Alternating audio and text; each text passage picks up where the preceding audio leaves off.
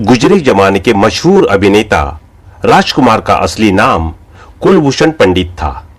वे police sub inspector की नौकरी छोड़ फिल्म इंडस्ट्री में आए थे। राजकुमार मुंबई के जिस थाने में कार्यरत थे, वहां अक्सर फिल्म उद्योग से जुड़े लोगों का आना जाना लगा रहता था। एक बार पुलिस स्टेशन में डायरेक्टर बलदेव दुबे कुछ काम से आए।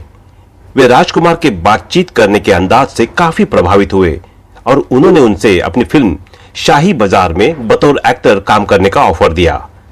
राजकुमार अपने एक साथी की बात सुनकर पहले ही एक्टर बनने का मन बना चुके थे, इसलिए उन्होंने तुरंत ही अपनी सब इंस्पेक्टर की नौकरी से इस्तीफा दे दिया और फिल्म का ऑफर मंजूर कर लिया। 8 अक्टूबर 1926 को उनका जन्म बलूचिस्तान, पाकिस्तान के लोरलाई में कश्मीरी पंडित परिवार में हुआ था।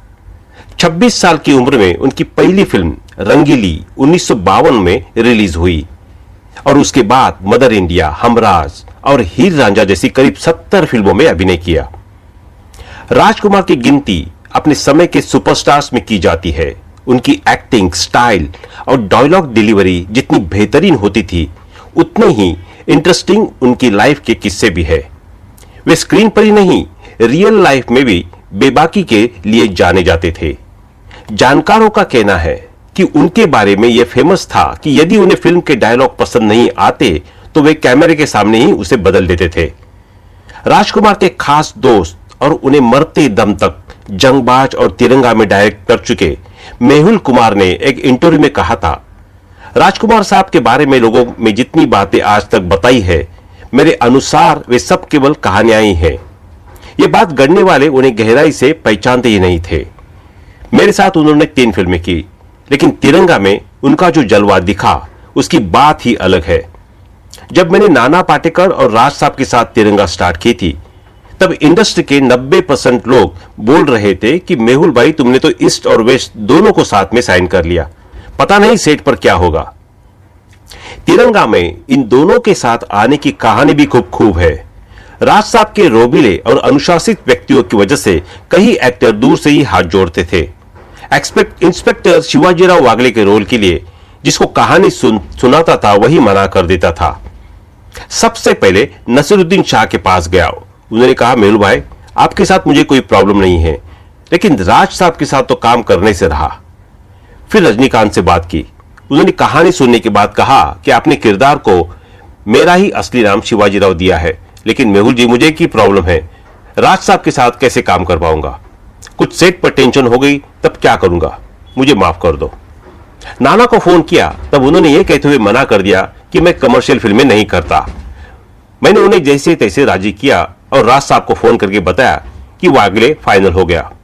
उन्होंने पूछा, कौन कर रहा है? मैंने कहा, नाना पाटेकर। वे कहने लगे, अरे मेहुल, उसका दिमाग बहुत खराब रहता है, सुना है कि वह सेट पर गाली गलौज कर देता है। मैंने कहा, राज साहब, मैंने सारी चीजें क्लियर कर ली है, बस वो ये बोल रहा है कि राज साहब सेट पर इंटरफेयर करेंगे तब मैं सेट छोड़कर चला जाऊंगा।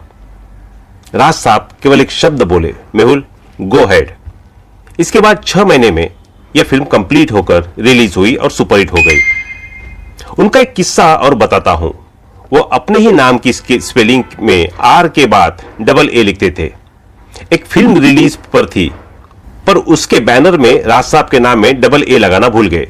उन्होंने कहीं पढ़ लिया और अपने रोबीले अंदाज में प्रोड्यूसर को फोन करके कहा, जानी, तुमको मालूम नहीं, हमारे नाम की स्पेलिंग में राजकुमार नहीं बल्कि राजकुमार लिखा जाता है। अभी इसी समय बैनर चेंज करो। अपने नाम की तरह उन्होंने हमेशा राजकुमार जैसी जिंदगी जी। राजकुमार साहब बात करते हुए भी अपना स्टाइल नहीं छोड़ते थे। ये बात तो सभी जानते हैं कि उनकी मौत गले के कैंसर से हुई। बहुत हैरानी की बात है कि राजकुमार ने खुद को कैंसर होने वाली बात बहुत लंबे वक्त तक इंडस्ट्री में सबसे छिपा कर रखी। मीडिया में इस बात का तमाशा न बने, इसलिए ये बात सिर्फ राजकुमार और उनके बेटे पुरु ही जानते थे। लेकिन जब दिलीप कुमार को इस बात का पता चला तो उन्होंने राजकुमार को सांत्वना देने की कोशिश की। दिलीप कुमार जब उनकी घर तबीयत पूछने के लिए घर गए, जैसे ही दिलीप कुमार ने राजकुमार की बीमारी पर अफसोस जताया, इस पर राजकुमार ने अपने चीर परिचित अंदाज में कहा, जानी, हम राजकुमार है, हमें सर्दी जुकाम जैसी मामूली बीमारी थोड़ी होगी, हमें कैंसर हुआ है, कैंसर। मौत के करीब राजकुमार का यह अंदाज दिलीप कुमार को गमगीन कर गया और वो उल्टे पैर घर लौट आए। मौत की दहलीज पर खड़े राजकुमार के चेहरे पर अंतिम समय तक भी वही रौब रहा जो उन्होंने पूरी जिंदगी रखा। जब भी बॉलीवुड में शानदार डायलॉग बोलने वाले स्टार का जिक्र होगा तो उसमें एक्टर राजकुमार का नाम सबसे ऊपर होगा। अपनी यूनिक डायलॉग बोलने के अंदाज के कारण उन्हें हमेशा याद किया जाएगा। राजकुमार को आज भी बॉलीवुड के सबसे बड़े सुपरस्टार में गिना जाता है। मरते दम तक की शूटिंग के दौरान जब राजकुमार के शरीर पर फूल माला चढ़ाई गई तो उन्होंने अपने चीर परिचित अंदाज में कहा था, जानी आज पहना लो हार, जब वाकई जाएंगे तो आपको पता भी नहीं चलेगा। और ऐसा हुआ भी। कैंसर से जूझ रहे राजकुमार एक दिन अचानक ही इस दुनिया को छोड़कर चले गए। कहा जाता है कि राजकुमार को असल जिंदगी में समझ पाना बहुत मुश्किल था। नाना पाटेकर ने एक इंटरव्यू में इस बात का खुलासा किया था कि तिरंगा फिल्म की शूटिंग के दौरान उन्होंने राजकुमार के साथ काफी समय बिताया था, जिससे उन्हें मालूम हुआ कि वे दिल के बहुत अच्छे थे, बस लोग उन्हें समझ नहीं पाए। तो दोस्तों, अभी के लिए बस इतना ही। मिलते हैं अगले वीडियो में, तब तक आप अपना ध्यान रखिए। Bye bye.